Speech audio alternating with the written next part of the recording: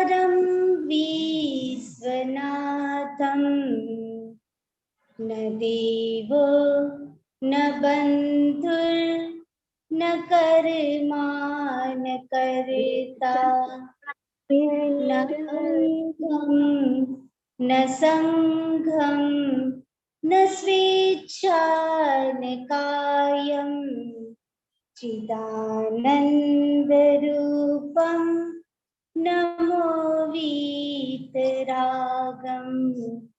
चिदानन्दरूपं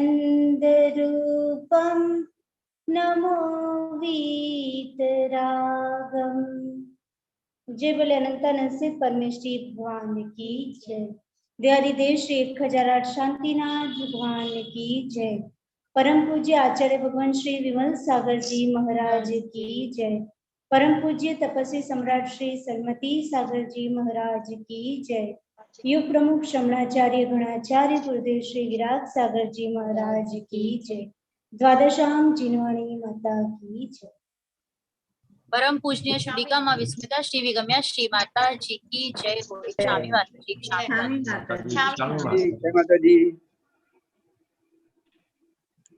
कल अपन प्रायोगिक लब्धि के प्रदेश कर्म स्थिति का सत्व, फिर उसके बाद अनुभाग स्थिति का सत्व, ये दोनों समझ चुके हैं। अब आज समझना है प्रदेश का कैसे होता है। प्रदेश का मतलब मैंने कल पूछा था, किसी ने फाइंड किया प्रदेश का सत्व?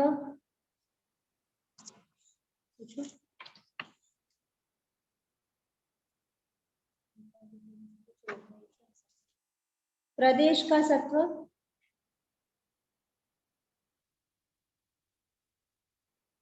यस और नो?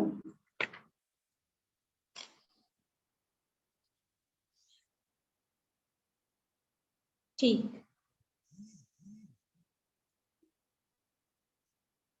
प्रदेश का सत्व होता है, उसका मतलब होता है कि जो कर्मों के जो प्रदेश होते हैं उसके कितने परमाणु हैं, राइट। जो स्थिति होती है उसका मतलब क्या था कि कर्मों की स्थिति एक टाइम ड्यूरेशन हो गया कि कब से लेकर कितने कोड़ा कोड़ी सागर की। अनुभाग यानी फल देने की उसकी कैपेसिटी, राइट। अब जो प्रदेश, प्रदेश जो बोलते हैं प्रदेश यानी जो कर्म बांधे उसमें कितने परमाणु होंगे, ठीक है, उसको क्या कहते हैं कि प्रदेश का सत्व।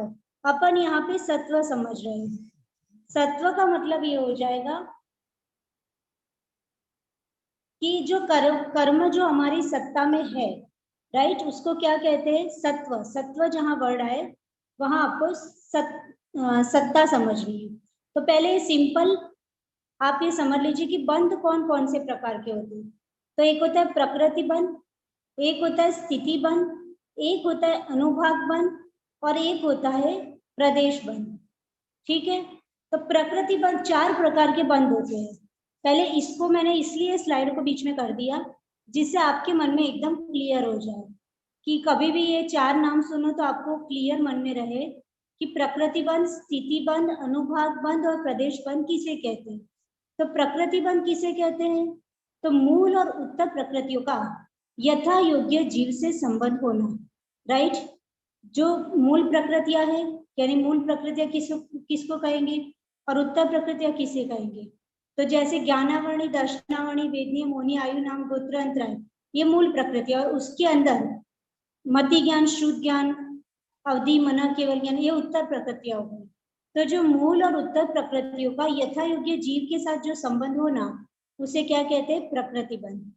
स्थिति बंध किसे कहते हैं, तो जो प्रकृति का हमने बंध किया, ठीक है, उसका जीव से संबंध रूप रहने का काल, यानी कितने काल तक ये प्रकृति हमारे साथ रहेगी, कितने काल तक ये जो कर्म की प्रकृति हमने बांधी है वो कितने समय तक जीव के साथ रहेगी, कर्मों की स्थिति कितने समय जीव के साथ रहेगी, वो जो टाइम ड्यूरेशन है।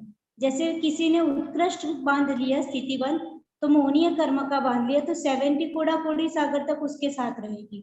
समझ में आया, उसे कहते हैं स्थिति बंध। अनुभाग बंध किसे कहेंगे, तो जो प्रकृतियों में फल देने की जो कैपेसिटी होती है उसे क्या कहेंगे, अनुभाग बंध। यानी जो कर्म बांधे हैं हमने, उसमें जो फल देने की जो शक्ति होती है उसे कहा जाएगा अनुभाग बंध। और फोर्थ है प्रदेश बंध।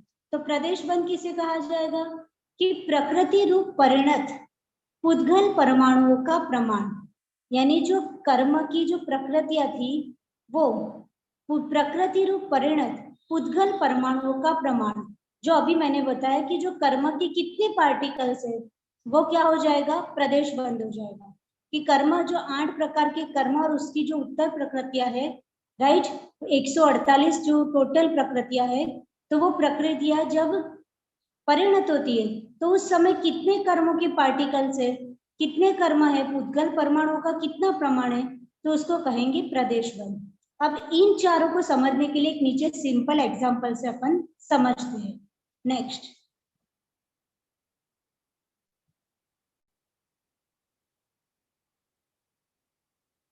फाइन, आप इधर देखिए, उसको समझाने के लिए यहाँ पे एक एग्जांपल दिया है। जैसे सबसे पहला बंध था प्रकृति बंध, तो प्रकृति बंध को समझाने के लिए यहाँ लिखा है आम की प्रकृति। तो अपन मैंगो लेते हैं, तो मैंगो की प्रकृति कैसी होती है, तो मीठा, राइट, वो क्या हो गई प्रकृति, नेचर। फिर आम की स्थिति, तो ये मैंगो अपने घर में लाए तो कितने दिन तक अच्छा रहेगा, तो 5 या 7 दिन तक, तो वो आम की क्या हो गई, मैंगो की स्थिति। तो आपको समझ में आ गया स्थिति किसे कहते हैं, टाइम ड्यूरेशन, कि कितने समय तक जीव के साथ वो कर्म रहेंगे। फाइन, फिर आम का अनुभाग, तो आम का अनुभाग यानी जो आम है वो अपने को कैसा फल चखा के जाएगा, कैसा उसका टेस्ट रहेगा, कितना अधिक मीठा होगा, कितना स्वादिष्ट होगा, राइट, वो आम का क्या हो गया, अनुभाग हो गया। अब यहाँ पे अपने को क्या, कर्म का अनुभाग, राइट। तो घात्य और अघात्य की जो पाप प्रकृति है उसका अनुभाग तो हमेशा डेंजरस ही होता है, लेकिन जो पुण्य का अनुभाग होता है वो मीठा फल चखा के जाता है, क्योंकि पुण्य सबको अच्छा लगता है। तो ये हो गया अनुभाग। और लास्ट में जो आम के प्रदेश, तो आम के जो प्रदेश होते हैं वो, जैसे एक मैंगो है तो एक मैंगो में कितने प्रदेश होंगे, तो वो मैंगो है वो बहुत सारे स्कंद से बना है, बहुत सारी स्लाइस होती है, बहुत सारी स्लाइस को मिक्स करेंगे तब एक आम बनेगा, राइट। तो सैकड़ों स्कंद या अनेक स्लाइस से क्या बना है, मैंगो बना है। फाइन, तो वो क्या हो गया, आम के प्रदेश हो गए। तो 4 बातें आपको समझ में आ गई, पहले प्रकृति, फिर स्थिति, फिर अनुभाग और प्रदेश। ये एग्जाम्पल से क्लियर हो गया होगा कि जो कर्मों की प्रकृति होती है, राइट, तो वो तो हमेशा कैसी होती है, कर्म कोई भी अच्छा नहीं होता, राइट, घात्या हो कि अघात्या, क्योंकि कर्म को ही अपन ने सबसे पहले जब लब्धिसार ग्रंथ की गाथा देखी थी उसमें लिखा था कर्म मल, तो वो तो मल ही है, गंदा ही है। तो कर्म की प्रकृति तो अच्छी होती ही नहीं है, राइट।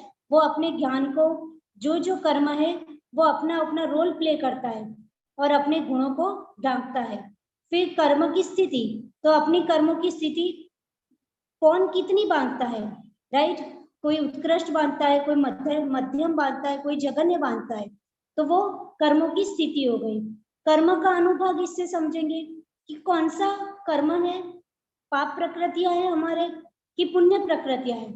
यदि घाती और अघाती की पाप प्रकृति होगी तो वो हमको क्या अनुभव देके जाएंगे, खराब अनुभव देके जाएंगे, राइट। और पुण्य प्रकृति होगी तो उनका अनुभव हमेशा बढ़ता रहता है। फिर कर्म के प्रदेश, ठीक है, तो कर्म होता है वो बहुत सारे, एक दो बहुत सारे स्कंद मिलकर कर्म बनते हैं। तो कितने कर्मों के प्रदेश है आपकी सत्ता में, राइट। अब यहाँ पे मति ज्ञानावरण से समझाने का ट्राई किया। पहले एक जनरल मैंगो का एग्जांपल लेके समझा दिया, प्रकृति, स्थिति, अनुभव और प्रदेश। अब उसको मति ज्ञानावरण पे घटित कर रहे हैं। तो जो मति ज्ञानावरण है उसकी प्रकृति, मति ज्ञानावरण की प्रकृति, दैट मीन्स जो मति ज्ञान है जीव का उसको आवृत करने की। मति ज्ञानावरण का उदय होगा तो क्या हो जाएगा कि अपने पास जो मति ज्ञान है उसको क्या कर देगा, आवृत, एक आवरण। जैसे सपोज फॉर एग्जांपल ये मेरा सपोज ये बुक है, राइट, ये बुक है, तो ये समझ लो ये इतना मति ज्ञान है। अब इसके ऊपर मैं ये वाली बुक रखूं, इतनी रखूं, तो ये क्या हो गया, ये बुक के ऊपर इतना आवरण आ गया। तो कितना मति ज्ञान आपके हिस्से में रहेगा, प्रकट रूप में कितना रहेगा, इतना। शक्ति रूप में तो आपके पास पूरा है, लेकिन प्रकट रूप में, व्यक्त रूप में कितना रहेगा, इतना। ठीक है, और ये क्या हो गया कि जो मति ज्ञानावरण की प्रकृति क्या हो गई, जो आपका मति ज्ञान था उसको क्या कर दिया, आवृत कर दिया, उसको कवर कर दिया, उसके ऊपर आवरण आ गया, राइट। फिर किसी ने अच्छे विश्रुति बढ़ाई और उसका मति ज्ञान का आवरण कम हुआ, तो फिर इतना हो जाएगा, इतना हो जाएगा, इतना हो जाएगा, और फिर ऐसा कर करके वो टोटली आवरण को हटा देगा तो केवल ज्ञान प्रकट हो जाएगा, राइट। तो इस प्रकार से मति ज्ञानावरण की प्रकृति कैसी है, तो मति ज्ञान को आवृत करने की है, उसके ऊपर आवरण करने की है। मति ज्ञानावरण की स्थिति कैसी है, तो मति ज्ञानावरण की स्थिति तो मैक्सिमम 30 कोड़ा सागर की है, राइट। मति ज्ञानावरण का अनुभाग किस प्रकार है, तो अपन ने देखा था कि मति ज्ञानावरण है वो कौन सी प्रकृति है, देशघाती की सर्वघाती, देशघाती प्रकृति है। स्टार्टिंग में वो एक चार्ट देखा था, देशघाती सर्वघाती, राइट। तो ये देशघाती है, तो देशघाती के कौन कौन से अनुभाग बनते हैं, अपन एक ये वाला चार्ट भी देखा था, वो ट्रायंगल को ऐसे तिर्यक रूप में करके देखा था, लता, दारू, अस्थि और शैल। तो मति ज्ञानावरण का अनुभाग किस रूप में मिलेगा, तो लता, दारू, अस्थि और शैल रूप में होगा। और मति ज्ञानावरण के प्रदेश, तो उसका प्रदेश का मतलब कि जो मति ज्ञानावरण रूप जो कर्म आपके परिणत हुए हैं उनकी संख्या कितनी है, कर्म परमाणुओं की काउंटिंग कितनी है, नंबर ऑफ कर्म परमाणु कितने हैं, ठीक है। तो जो आपके कर्म थे वो मति ज्ञान में क्या हुए, कन्वर्ट हुए। तो मति ज्ञानावरण कर्म के कारण जो कर्म को आपने अट्रैक्ट किया वो क्या हुए, मति ज्ञान को आवृत कर दिया, उसको आवरण कर दिया। तो जितने आवृत कर दिए हैं उतने कर्मों की प्रदेश की संख्या कितनी है, तो वो क्या हो जाएगा, मति ज्ञानावरण के प्रदेश हो जाएंगे। तो मेरे ख्याल से इस एग्जाम्पल से सबको क्लियर हो गया होगा कि प्रकृति किसे कहते हैं, स्थिति किसे कहते हैं, अनुभाग किसे कहते हैं, और प्रदेश दैट मीन्स उसमें कर्म परमाणुओं की संख्या कितनी है। तो ये 4 बातें सबको समझ में आ गई होगी। एक नेक्स्ट होगा,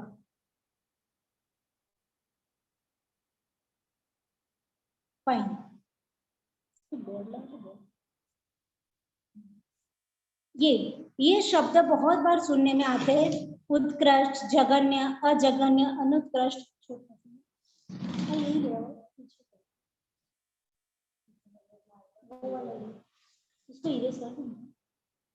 ठीक, तो उत्कृष्ट, अनुत्कृष्ट, जघन्य और अजघन्य, राइट।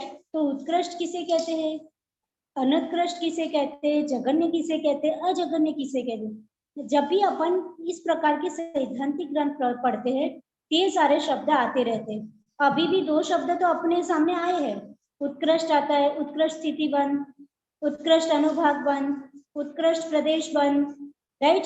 फिर ये अनुत्कृष्ट और अजघन्य नए हैं, लेकिन ये चारों शब्दों को समझ लोगे तो आपको हर जगह दिक्कत नहीं आएगी। तो उत्कृष्ट का मतलब कि उत्कृष्ट में अन्य सर्व से अधिक को ग्रहण किया जाता है। उत्कृष्ट दैट मीन्स सिंपल, अपनी लैंग्वेज में बोले हाईएस्ट, तो उससे हाईएस्ट कुछ भी नहीं, राइट। उसे क्या कहा जाता है, उत्कृष्ट।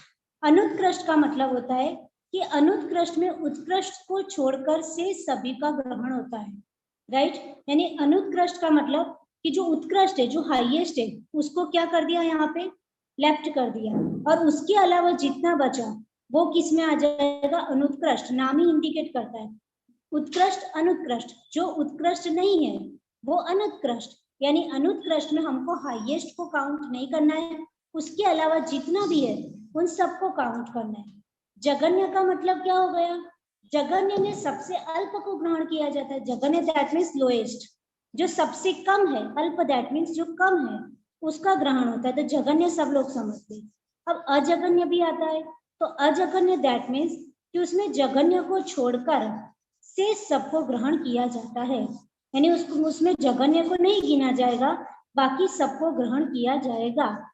तो समझ में आ गया, उत्कृष्ट दैट मीन्स हाईएस्ट को ही काउंट करना है, बाकी किसी को नहीं करना है।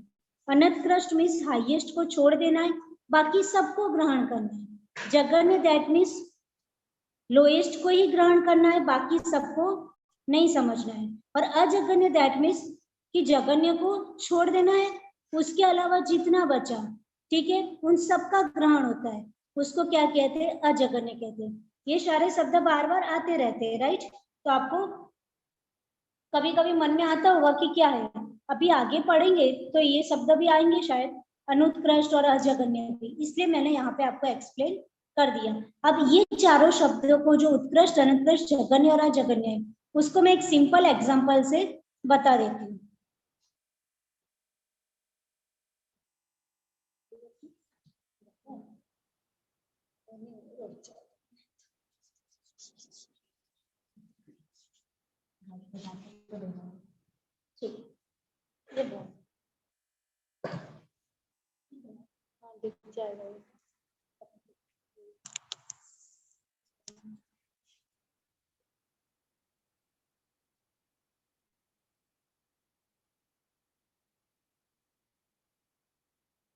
जैसे ये कर्मों की स्थिति है, राइट, ये कर्मों की स्थिति है। अब ये समझ लीजिए, एक समय से लेकर ये सब कर्म है, कर्म के पार्टिकल्स, ये सारे कर्म के पार्टिकल्स हैं। ये फर्स्ट समय से लेकर ये 1000 समय, ठीक है, ये कर्मों की स्थिति को अपन समय से बताते हैं। तो ये कर्मों की स्थिति क्या हो गई, एक समय से लेकर 1000 समय तक की हो गई। अब अपने को इसमें चार चीजें समझनी। सबसे पहले उत्कृष्ट क्या समझेंगे, ये एक समय से लेकर 1000 समय तक है, तो उत्कृष्ट क्या हुआ इसमें से, उत्कृष्ट कोई पूछे कि इसका उत्कृष्ट निकालो, तो उत्कृष्ट क्या हो जाएगा 1000, राइट। कोई पूछे अनुत्कृष्ट निकालो, जो सेकंड नंबर का था अनुत्कृष्ट, तो अनुत्कृष्ट कैसे निकालोगे, उसका क्या था कि उत्कृष्ट को छोड़ दीजिए, बाकी सब क्या आ जाएगा अनुत्कृष्ट में, तो उत्कृष्ट को छोड़ दीजिए, तो उत्कृष्ट कितना है यहाँ पे 1000 समय, तो 1000 समय वाले को छोड़ दीजिए, बाकी क्या हो जाएगा यहाँ से यहाँ तक, यानी 1 to 999, ये 1 to 999 है, वो आपका क्या हो जाएगा अनुत्कृष्ट हो जाएगा, राइट। एक से लेके 999 तक आपका अनुत्कृष्ट निकल गया। अब आपको निकालना है जघन्य, तो इसमें से जघन्य कौन सा है, तो सबसे लोएस्ट, एक आपका क्या हो जाएगा जघन्य, बाकी सबको अपन किसी इसमें काउंट नहीं करेंगे, तो जघन्य क्या आ गया 1। अब अजघन्य क्या है, अजघन्य दैट मीन्स जघन्य को छोड़ दीजिए, बाकी सबको गिनिए, तो अजघन्य में क्या आ जाएगा, दूसरे समय से लेकर 1000 समय तक, राइट, दूसरे से लेकर के 2 to 1000, राइट, ये आपका किस में आ जाएगा अजघन्य में आ जाएगा। तो इतना आपको समझ में आया। ये 1 से 100,000 समय की स्थिति थी कर्मों की, उसमें से हमको उत्कृष्ट, जघन्य, अनुत्कृष्ट और अजघन्य फाइंड करना था। तो उत्कृष्ट तो सिंपल है, जो हाईएस्ट है वो, तो कौन सा आ जाएगा 100,000 समय वाला। अब अनुत्कृष्ट फाइंड करना है, तो 1000 को अलग कर दीजिए, उत्कृष्ट को छोड़ दीजिए, तो कितने बचेंगे, तो 1 से 999 तक क्या हो जाएगा अनुत्कृष्ट हो जाएगा, यहाँ से लेके 999 तक अनुत्कृष्ट। फिर उसके बाद जघन्य फाइंड करना है, तो जघन्य आपका क्या हो जाएगा, ये हो जाएगा फर्स्ट समय आपका जघन्य हो जाएगा। और अजघन्य फाइंड करना है, तो जघन्य को भूल जाइए, तो 1 को भूल जाइए, उसके अलावा क्या बचेगा 2 से लेकर 1000 तक पूरा आपका क्या हो गया अजघन्य हो गया। तो जब जब ये चार शब्द आए तो अब आपको दिक्कत नहीं होगी, जघन्य क्या है, अजघन्य क्या है, अनुत्कृष्ट क्या है और उत्कृष्ट क्या है, तो आपको ये बात समझ में आ गई। फाइन,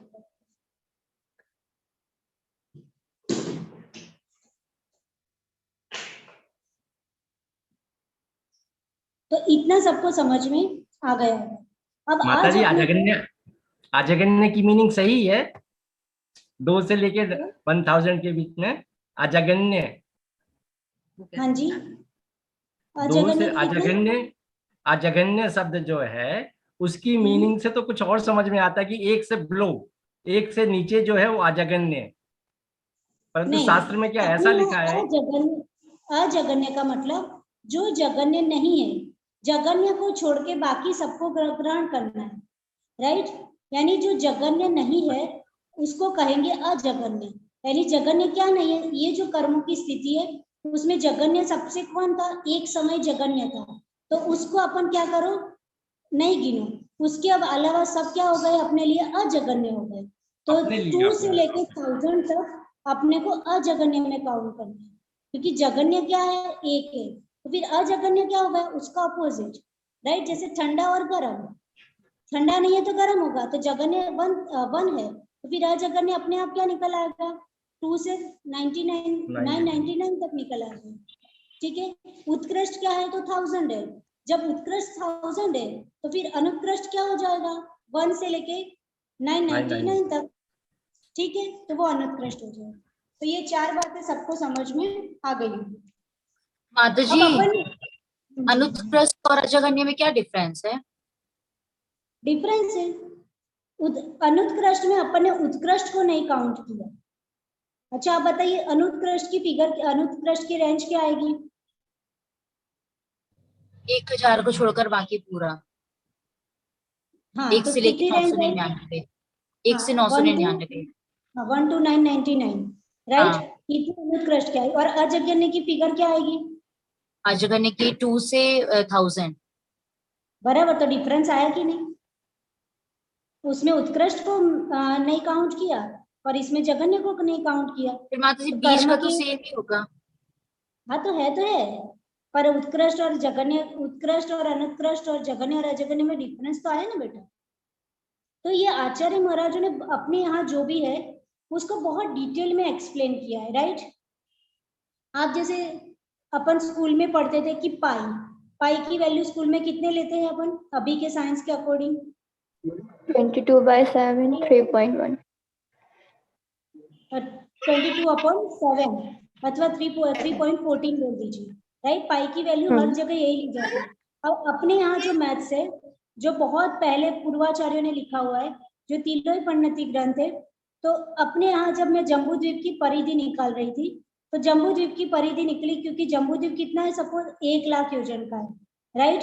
तो उसकी परिधि कैसे निकालेंगे, 2πr, ठीक है। परिधि निकालने का सूत्र क्या है, 2πr, तो क्या, अथवा पाई डी बोल दो अथवा 2πr बोल दो। तो पाई की वैल्यू अपन कैसे लेंगे अपने मैथ्स के अकॉर्डिंग, 22/7 इंटू डी यानी व्यास, डायमीटर, तो वो कितना लेंगे, 1 लाख, राइट। तो 1 लाख लेंगे, 1 लाख इंटू 22/7, तो उसका आंसर जो भी आएगा, राइट।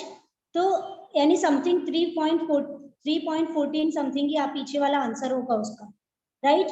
पर अपने यहाँ आंसर क्या मिलता है, 3.16 समथिंग। तो मैंने बोला कि जब 22/7 यानी 3.14 अपन पाई की वैल्यू ले रहे हैं और 1 लाख डायमीटर है, तो उसका आंसर भी 3.14 समथिंग आएगा, यानी 314 समथिंग आएगा।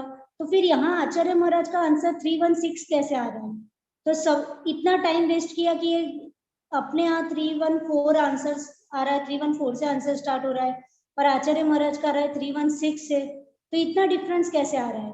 तो समझते समझते सर्च करते करते तीनों परिणति ग्रंथ में पाई की वैल्यू मिली √10। अपने यहाँ आचार्य महाराज ने कितना बारीकी से लिखा हुआ है, पाई की वैल्यू कितनी ली है, √10। अब √10 का मतलब क्या हो गया कि जैसे 22 फिर √10 का कैलकुलेशन निकालना, तो वो आ जाएगा 3.16 समथिंग। √10 को अपन कन्वर्ट करेंगे तो उसका आंसर आता है 3.16 समथिंग। तो उससे समझ में आ गया कि आचार्य महाराज ने पाई की वैल्यू 3.16 ली।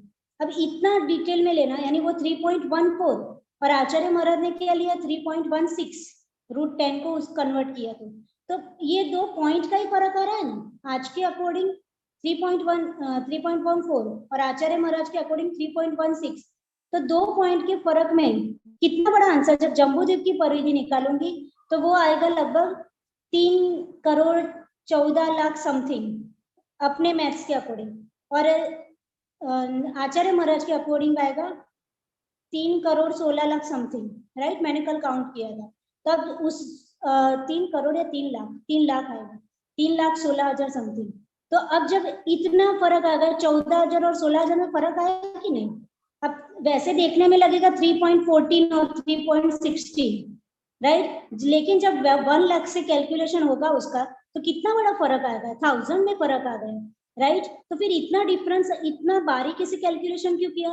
क्योंकि जब 22/7 है तो उसको अपन 7 को 22 को 7 से डिवाइड करेंगे तो उसकी जो फिगर है वो पीछे पॉइंट आती रहती है, तो उसको थोड़ा ही काउंट किया साइंस में। और आचार्य महाराज ने क्या किया, जैसे 22.01 divide by 7, 22.001 divide by 7, 22.00001 divide by 7, 22.00001 divide by 7, इतना जब लंबी फिगर है उसके अकॉर्डिंग एकदम बारीक जो उसका आंसर आएगा, तो पीछे जितनी फिगर आती है ना वो साइंस अवॉइड कर देता है। लेकिन अपने जो पूर्वाचार्य थे उन्होंने कुछ भी अवॉइड नहीं किया, उन्होंने एकदम सूक्ष्म तरीके से काउंटिंग करके पाई की वैल्यू √10 ली। सोचिए कितना डीपली मैथ्स है अपने पास, राइट। अपने को लगता है 14 और 16 में कितना 2 ही तो पॉइंट का फर्क आया है ना, पर जब उसकी वैल्यू जब अपन द्वीप और समुद्र के साथ परिधि निकालेंगे तो कितना फर्क आ जाएगा। तो यहाँ अपने यहाँ जैनिज्म में क्या है, एक एक समय के जो पार्टिकल्स है, एक एक समय की जो स्थिति है, उन सबको काउंट किया है। तो अपन ये नहीं बोल सके कि अनुत्कृष्ट और अजगन्य उसमें फर्क क्या है, उसमें बीच का तो सेम है ना। पर अपने यहाँ तो एक एक समय का हिसाब है, एक एक समय के कर्मों का हिसाब आचार्य महाराजों ने किया हुआ है, राइट। तो अनुत्कृष्ट में ऊपर का माइनस हो गया हाईएस्ट का, और अजगन्य में नीचे का माइनस हो गया, भले बीच का सेम रहा तो भी बहुत डिफरेंस है। यानी सूक्ष्म से सूक्ष्म बात अपने जैनिज्म में दिखाई हुई है। अपन को तो कभी सोच भी नहीं सकते कि अपने यहाँ पाई की वैल्यू √10 होगी, अथवा पाई जैसा वर्ड भी आचार्य महाराज समझते होंगे। पर सोचिए कितना कितना अच्छा डिस्क्रिप्शन अपने यहाँ मिलता है, बस पढ़ने की जरूरत है, राइट। तो समझ में आया कि इस प्रकार से सूक्ष्म वर्णन है, इसलिए इतने सारे पार्ट हो जाते हैं, उत्कृष्ट, जगन्य, अनुत्कृष्ट, अजगन्य। भले माइनर डिफरेंस दिख रहा है लेकिन कर्मों के हिसाब से तो वो भी बहुत बड़ी बात है। तो अपन समझ रहे थे कि उत्कृष्ट प्रदेश का सत्व, पहले अपन ने समझ लिया था कि उत्कृष्ट कर्म का सत्व, फिर अनुभव का सत्व। तो अपन ने ये समझा था कि जिसने हाईएस्ट कर्म का बंद कर दिया है, कर्मों की स्थिति का बंद किया है, उसको प्रथमोपशम नहीं हो सकता। जिसने जगन्य कर्म की स्थिति क्यों किया है उसको भी प्रथमोपशम नहीं हो सकता। जिसको उत्कृष्ट अनुभाग बंध का सत्व है उसको भी प्रथमोपशम नहीं हो सकता, और जिसको जगन्य का अनुभाग सत्व है उसको भी प्रथमोपशम नहीं हो सकता। अब ऐसे अपन ने कर्मों की स्थिति में समझा और अनुभाग में समझा। अब जो लास्ट है प्रदेश, उसमें अपन समझने का प्रयत्न करते हैं कि कोई जीव है जो उत्कृष्ट प्रदेश का सत्व है। उत्कृष्ट प्रदेश का सत्व यानी, अभी मैंने प्रदेश इसलिए पहले समझा दिया कि जिससे प्रदेश आपको समझ में आ जाए। प्रदेश दैट मीन्स कर्म के परमाणुओं की संख्या। अब जब उत्कृष्ट प्रदेश है उसका मतलब कर्मों के परमाणुओं की संख्या उसमें क्या है, सबसे ज्यादा है। तो क्या ऐसे जीव को प्रथमोपशम सम्यक हो पाएगा क्या, ये क्वेश्चन है।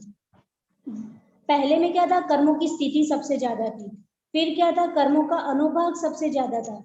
अब क्या है, कर्मों के प्रदेश की जो संख्या है, कर्म परमाणुओं की जो संख्या है वो हाईएस्ट है। तो ऐसे जीव को क्या प्रथमोपशम सम्यक हो पाएगा, ऐसा क्वेश्चन। तो ऐसे कौन से जीव होते हैं जिनके कर्म परमाणुओं की संख्या सबसे ज्यादा होती है, कोई गैस कर सकता है? कौन से जीव होते हैं जिनके कर्म परमाणुओं की संख्या सबसे ज्यादा होती है?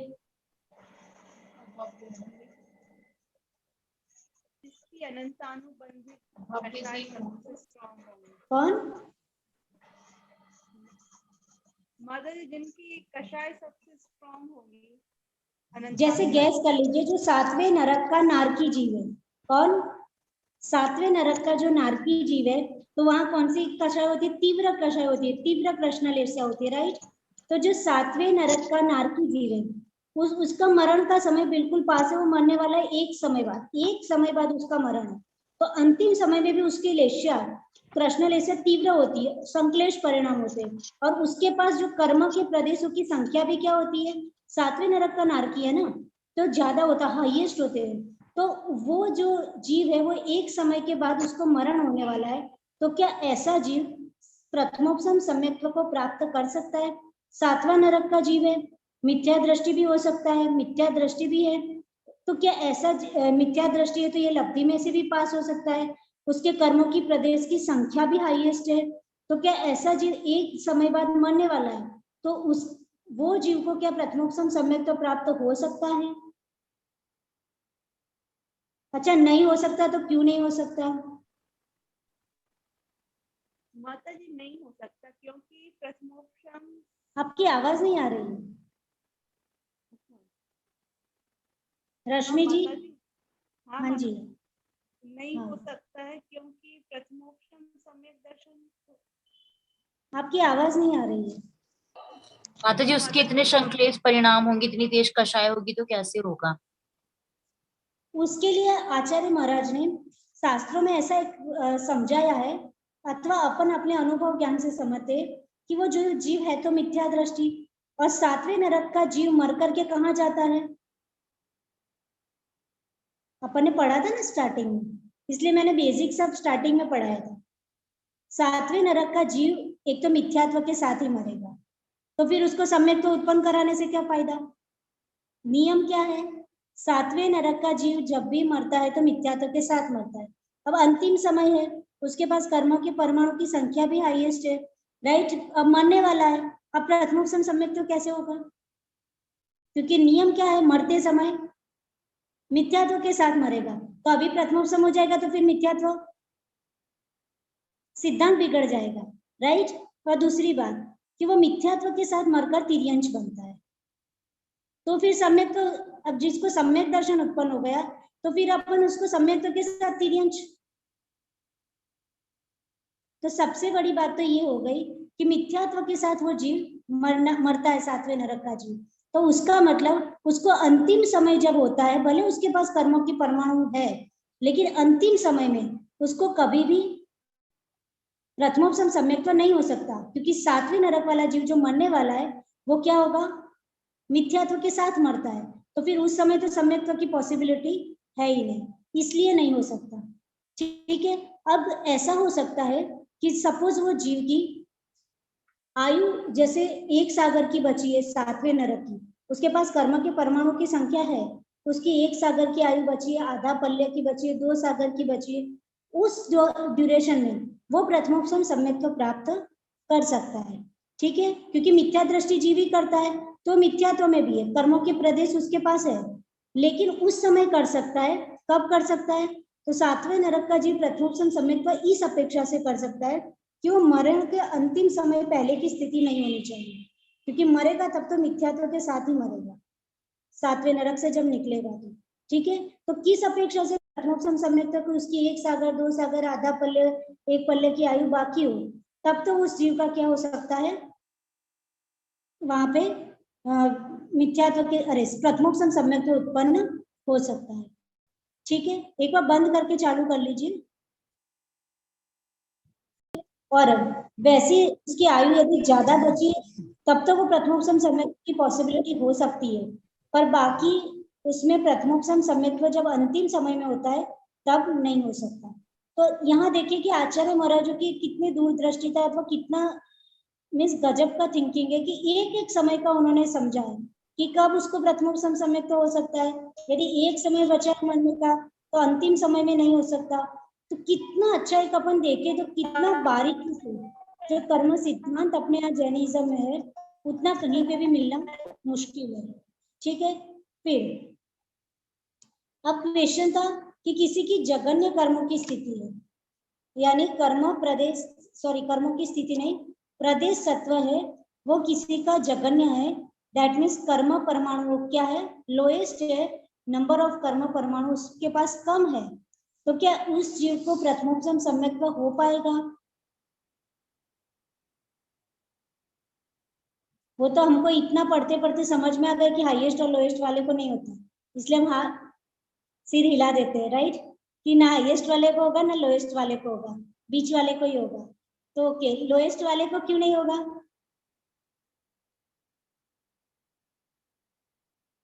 सिंपल है, कम सबसे कम कर्म परमाणु किसके पास होंगे?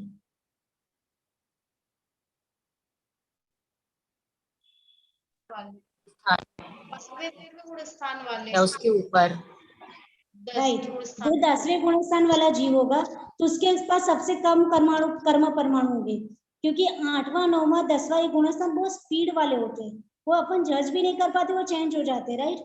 अब वो जीव क्षपक श्रेणी में चढ़ेगा, क्षपक श्रेणी के बाद वो क्षयिक ज्ञान, क्षयिक सम्यक दर्शन ये सब प्राप्त करता है, तो उसके कर्म परमाणु क्या होंगे, बहुत लोएस्ट होंगे। जहाँ क्षयिक की पॉसिबिलिटी है वहां पे वो प्रथमोपसम सम्यक तो प्राप्त करके क्या करेगा, और फिर वो तो मिथ्या दृष्टि को ही होता है प्रथमोपसम। और ये 10वें गुणस्थान वाले जिनके पास कर्म परमाणु सबसे कम है, तो वो तो ऑलरेडी सम्यक्त्व है, तो उनको प्रथमोपसम सम्यक्त्व की कोई पॉसिबिलिटी नहीं है। और ये तो हो गए पाप प्रकृति में। जैसे पुण्य प्रकृति अथवा अघात्य कर्म समझ लीजिए, तो जब ये घात्य कर्म तो ठीक है, अघात्य कर्म जब अरिहंत भगवान घात्य कर्म नष्ट करने के बाद जब अघात्य कर्म नष्ट करके सिद्ध बनते हैं, तो अघात्य कर्म नष्ट करते समय तो और उसकी कर्म परमाणु क्या हो जाते हैं, बिल्कुल कम होते हैं, क्योंकि अब कितने कर्म बचे, 4 ही तो कर्म बचे, और 4 कर्म तो अघात्य है, तो वैसे ही उस जीव के मूल अनुजीवी गुणों का तो घात करते नहीं है, तो उनके पास बहुत कम कर्म परमाणु बच गए, राइट। तो ऐसी स्थिति में क्या होता है, वो जीव के पास कर्म परमाणु इतना है, तो वो जीव अब प्रथमोपसम सम्यक तो क्या प्राप्त करेगा, वो तो मोक्ष जाने वाला है, गेटिंग। तो ऐसे जीव है वो भी कभी भी प्रथमोपसम सम्यक तो प्राप्त नहीं कर सकते। अपने जैनिज्म में क्या होता है कि अनेकांतवाद दृष्टिकोण होता है, स्याद्वाद दृष्टिकोण, यानी हर एक चीज को हर एक अपेक्षा से सोचा जाता है। यहाँ पे आचार्य महाराज ने हर एक अपेक्षा से सोचा कि कर्मों की स्थिति तो उत्कृष्ट लेवल का सोच लिया, हाई लोएस्ट लेवल का सोच लिया, फिर अनुभाग तो उसका उत्कृष्ट लेवल का भी सोच लिया, लोएस्ट का भी सोच लिया, ऐसे कर्मों का प्रदेशों का भी उत्कृष्ट लोएस्ट लेवल का सोच लिया, राइट। तो ये तीनों प्रकार से आपको समझ में आ गया कि उत्कृष्ट वाला भी नहीं जाएगा और लोएस्ट वाला जिसके पास कर्म परमाणु है उसको भी प्रथमोपसम सम्यक्त्व नहीं हो पाएगा। जो बीच वाले हैं, मध्यम कर्मों की स्थिति वाले, राइट, मध्यम अनुभाग सत्व वाले और मध्यम प्रदेश सत्व वाले जीव को ही प्रथमोपसम सम्यक्त्व हो पाएगा। गेटिंग, सबको समझ में आ गया है ना। तो ये 3 बात अपने को समझनी थी। वैसे लब्धि चाहे तो 2 या 3 दिन में ही पढ़ सकते हैं, पर अपने को कोई जल्दी नहीं है, अपन आराम से डिटेल में पढ़े तो बहुत अच्छा है। हो सकता है किसी को बोरिंग लगता हो। नव्या, अच्छा नहीं लगता ना, ठीक है, कोई बोर तो नहीं हो रहा है ना। अपने को डिटेल में पढ़ने में क्या जाता है, जब समझेंगे तब समझेंगे पूरी करण लब्धि तक, और अपन एक एक चीज क्लियर करते जाए। जैसे आज प्रदेश, स्थिति, अनुभाग और प्रकृति, ये 4 बंध के प्रकार समझ में आ गए। ये वर्ड्स बहुत क्लियर होते जा रहे हैं। तो कभी आप लोगों को जीवकांड जी या कर्मकांड जी जैसे शास्त्र पढ़ने मिले तो आपको ये सब सुन के आपको लगता होगा कि हाँ ये सब हमने सुना हुआ है। बहुत सारी चीजें आपको लगती पढ़ते पढ़ते, वो जो बड़े बड़े शास्त्र है उनका भी आपको बहुत सारा फंडा क्लियर हो जाएगा, राइट। तो लब्धि सार ग्रंथ तो बहुत बड़ा है। अभी तो अपन समझो कि अपने 8 या 10 गाथा ही पढ़ी है, राइट, लब्धि सार ग्रंथ की, पर अपन धीरे धीरे पढ़ते जा रहे हैं। अब अपन आगे लब्धि सार जी ग्रंथ में तो बहुत सारा दिया हुआ है। अभी 34 बंधापसरण बताए हैं, उसके बाद कितनी सारी प्रोसेस होती है, और उसके बाद फिर करण लब्धि का वहां पे वर्णन आता है। तो अपन जितना धीरे धीरे पढ़ पाए जितना सबको समझ में आए उतना पढ़ते हैं। आज इतना सबको समझ में आ गया होगा कि बीच वाले हैं उन लोगों को ही परमाणु वो प्रथमोपसम सम्यक्त्व हो सकता है। हाँ तो जी क्षपक श्रेणी क्या होता? बेटा जब गुणस्थान पढ़ेंगे तब समझेंगे। 2 श्रेणी होती है, एक उपशम श्रेणी और क्षपक श्रेणी। 10वें गुणस्थान वर्ती जीव होता है, या तो उपशम श्रेणी चढ़ेगा या क्षपक श्रेणी चढ़ेगा। उपशम श्रेणी चढ़ेगा तो वो नियम से अंतर्मुहूर्त में नीचे गिरेगा ही गिरेगा, यानी उसका गुणस्थान गिरेगा ही गिरेगा। और जो फिर वो अपना पुरुषार्थ करके फिर क्षपक श्रेणी चढ़ के, और क्षपक श्रेणी चढ़ेगा तो फिर वो अरिहंत परमेष्ठी बनेगा, और जो अरिहंत बनेगा वो फिर बाद में सिद्ध तो बनेगा, राइट। इसलिए क्षपक श्रेणी 12वें नंबर का गुणस्थान, 12वें गुणस्थान में क्षपक श्रेणी चढ़ता है। माता जी मेरा एक डाउट था, द्रव्य संग्रह में आता है वो प्रकृति बंध, जो प्रदेश जो प्रकृति बंध होता है वो योग से होता है और स्थिति और अनुभाग कषाय से होता है, तो ये सेंटेंस समझ नहीं आता। क्या था? जो प्रकृति और बंध योग से होता है, योग से, और स्थिति और अनुभाग कषाय से होता है। हाँ ये बात आपकी बिल्कुल सही है, उसको अपन कल समझेंगे, आज 1:45 हो चुके हैं। राइट। हाँ माता जी, डाउट है मेरा, कभी भी बता दीजिए।